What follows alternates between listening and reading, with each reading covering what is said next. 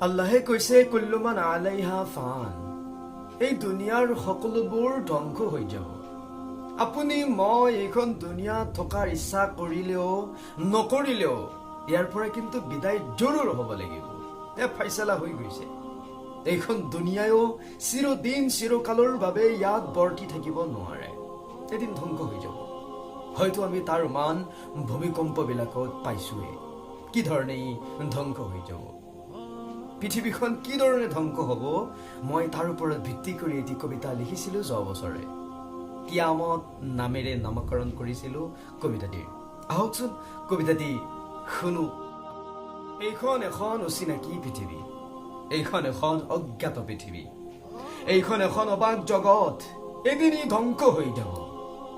ইটো পাৰৰ পৰা গুচি যাব সিটো পাৰলৈ।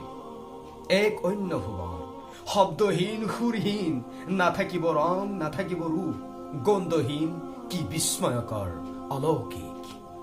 মূৰৰ আধা হাত ওপৰত সূৰ্য, তামৰ মাটি তলত দিক বিদিক নোহোৱা চাহাৰা। অলৰ অচৰ সমগ্ৰ সৃষ্টি।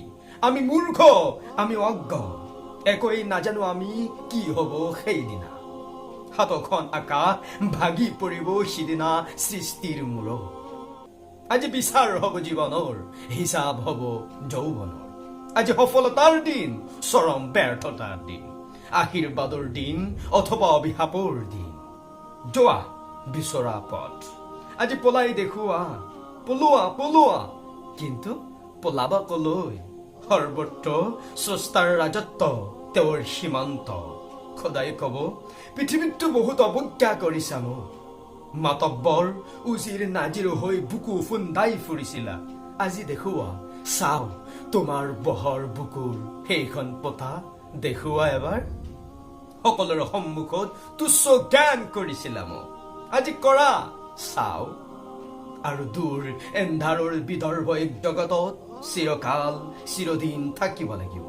হয় বেহেস্ত নহয় দোজখ। আজি দিশহাৰা মানুহ সন্ত্ৰস্ত, আতংকিত, চিন্তিত। কি হব সিদ্ধান্ত, ৰহমতৰ নে লানতৰ, অভিশাপৰ নে আশীৰ্বাদৰ? আজি কিয়ামত, আজি মহাপ্ৰলয়। হে মানুহ, হে মন, তুমি কি এতিয়াও সলনি নহল?